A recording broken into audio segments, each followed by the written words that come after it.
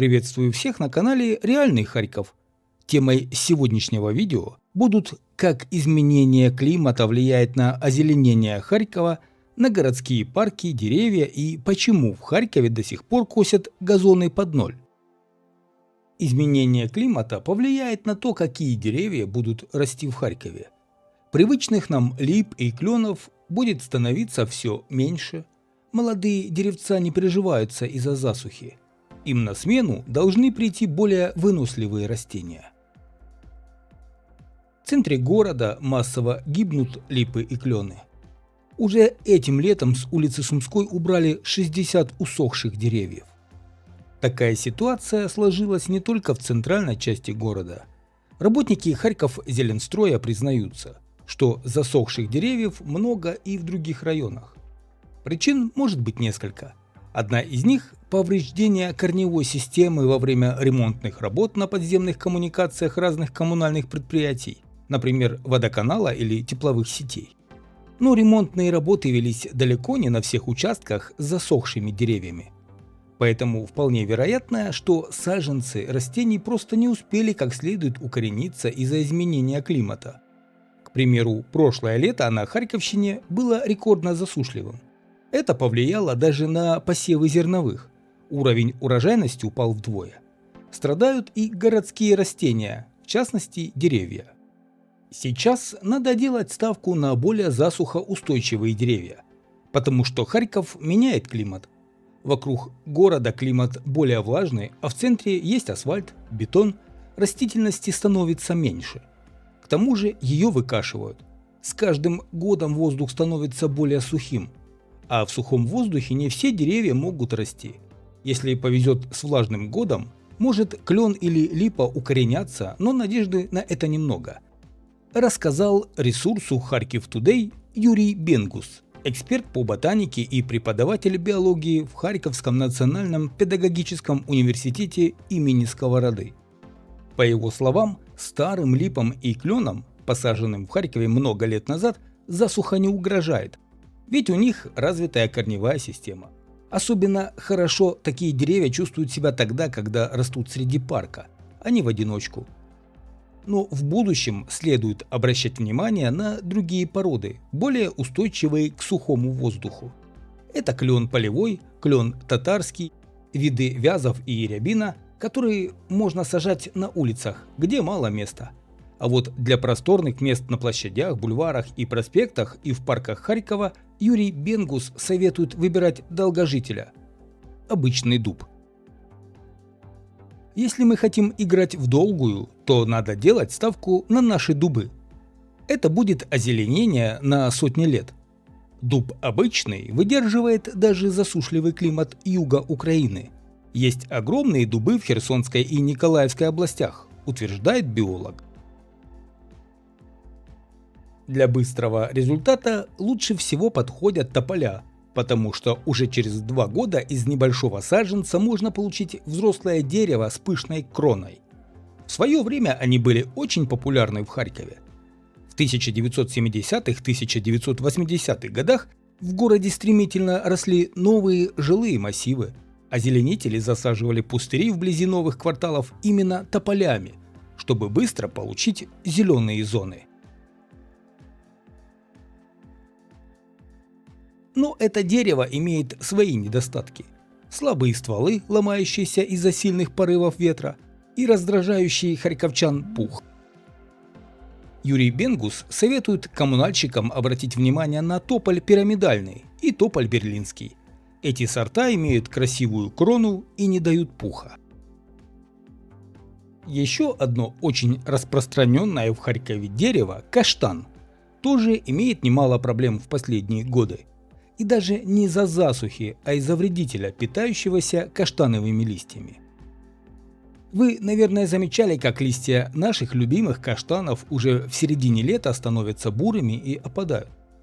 Это дело минирующей моли, которая сильно ослабляет деревья, замедляет их рост и может привести к гибели. Чтобы бороться с ней, мы применяем новейший метод, рассказали в коммунальном предприятии Харьков-Зеленстрой. Коммунальщики начали лечить растения в конце мая. Есть метод, который позволяет спасти растения. В стволе дерева сверлят 10-миллиметровые отверстия, затем с помощью специального аппарата из контейнера вводят готовый препарат, а затем отверстия пломбируют. Пока коммунальщики провели экспериментальное лечение на одной аллее в Шевченковском районе. Если все пройдет хорошо и деревья не заболеют, то эта методика будет применяться по всему городу.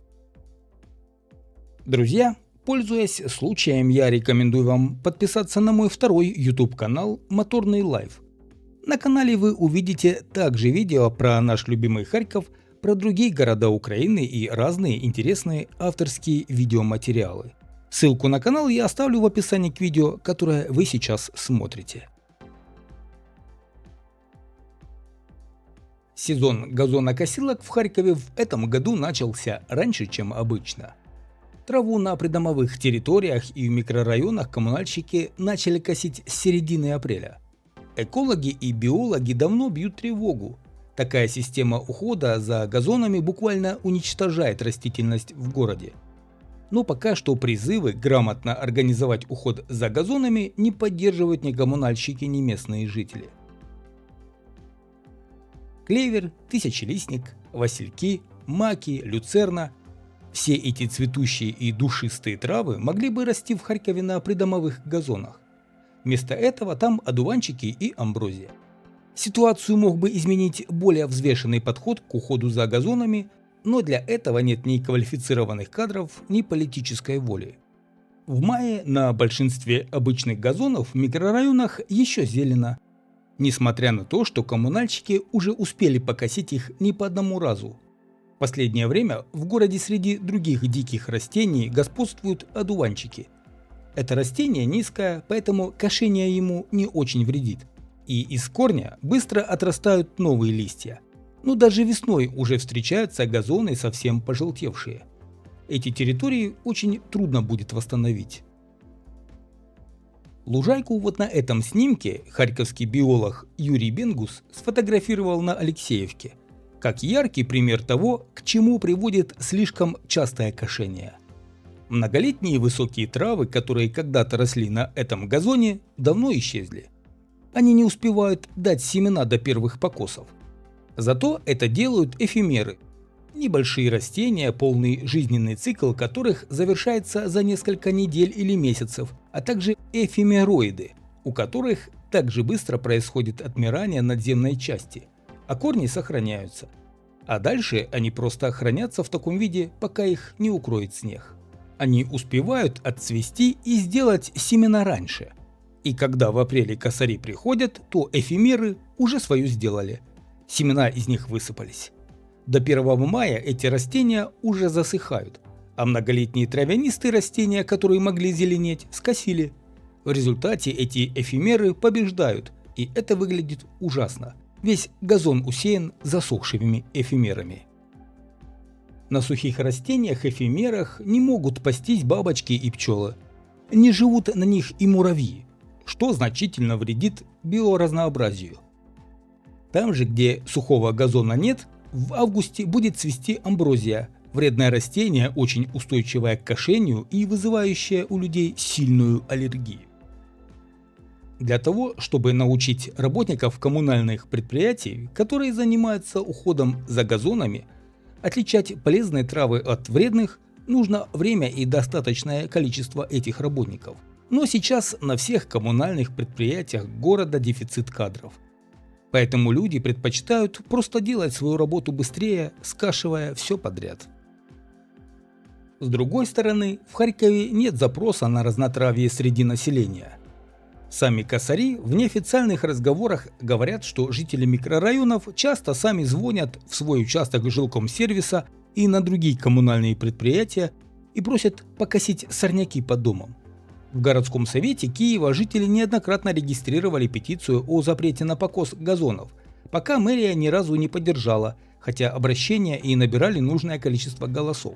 А вот в Харькове такие запросы даже не поступали. Дело не только в Харьковзеленстрое. Харьковчане сами не очень понимают, что такое правильный газон с точки зрения экологии. Люди хотят, чтобы все было ровно и низенько. Они видели такие газоны в саду Шевченко и Центральном парке. Но партерные газоны с поливом невозможно устроить по всему городу. Мы не можем везде поливать, подсевать травы и удобрять. Это все огромные средства. Европа уже давно отказалась на большинстве площадей от партерных газонов в пользу разнотравья, объясняет Юрий Бенгус. По мнению специалиста, если когда-то у власти дойдут руки до возрождения разнотравных газонов в городе, надо будет начинать с просветительской работы. Ставить возле каждого такого газона таблички с объяснениями о том, какие именно травы на нем растут и чем они полезны окружающей среде. Всем спасибо за внимание, подписывайтесь на канал и до новых встреч!